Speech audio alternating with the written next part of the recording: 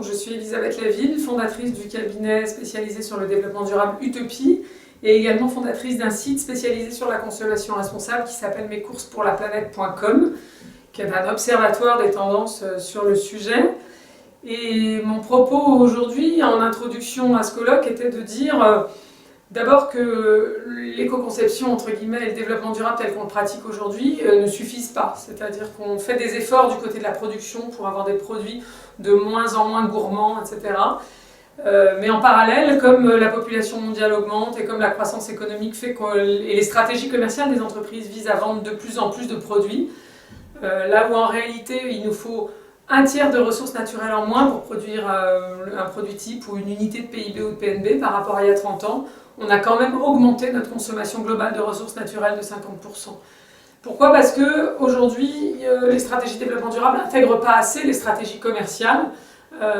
Voilà, donc l'idée c'est que si on veut changer ça, il faut une rupture assez nette. Et parmi les tendances que j'ai évoquées pour mener à bien cette rupture, il y a notamment le fait qu'il ne faut plus que l'offre responsable soit réservée à des gammes vertes, éthiques, équitables, responsables, mais qui seraient vendues à quelques bobos un peu éduqués et aisés. Il faut absolument généraliser les offres responsables et on voit aujourd'hui des gens comme Marks & Spencer notamment s'engager à transformer 100% de leurs produits pour l'objectif chez Marks & Spencer, c'est d'avoir 100% des produits qui portent une garantie développement durable en 2020.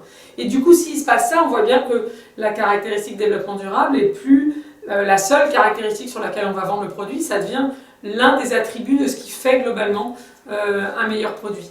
Du coup, on doit aussi faire converger les démarches d'innovation et de développement durable. On voit aujourd'hui des entreprises comme Nike ou même Bouygues en France, Bouygues Construction, qui fusionnent leur département innovation et développement durable, donc pour bien signifier que c'est la même chose. Ça veut dire aussi probablement qu'il faut mieux mobiliser les équipes marketing sur ces sujets-là, parce que si le développement durable concerne toute l'offre, à terme, l'engagement doit remonter au niveau de la marque. On voit bien chez Patagonia, et la marque et de son positionnement et de ses engagements, on voit bien quand vous achetez un vêtement Patagonia, vous n'achetez pas le vêtement vert. Ce que fait Patagonia est porteur d'un engagement, d'une série d'engagements, d'un état d'esprit, etc. Voilà. Et puis tout ça est d'autant plus nécessaire que, ce que j'expliquais ensuite sur quelques tendances vraiment de consommation, qu'aujourd'hui avec le digital, plein de choses sont démultipliées. La capacité qu'ont les consommateurs, la société civile, via les technologies, via les réseaux sociaux, à surveiller d'en bas ou à sous-veiller les entreprises et les marques, à répandre très très vite, à diffuser très très vite des informations que parfois les entreprises elles-mêmes ou les marques ne donnent pas sur leurs produits. Mais ça leur met aussi une contrainte, c'est d'ailleurs très utilisé par les ONG pour faire pression sur les entreprises.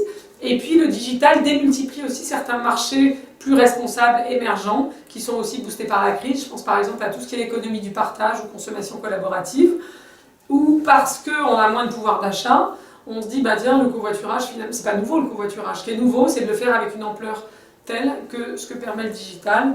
Songez que l'an dernier, Blablacar, en été, a transporté 1,2 million de personnes, je crois l'équivalent de 4000 TGV. Donc c'est absolument colossal. Et on voit aujourd'hui aussi les grands groupes, les Marks & Spencer, Patagonia et Audi par exemple, qui proposent maintenant en Suède d'acheter une voiture à plusieurs avec l'application qui permet de la partager, etc.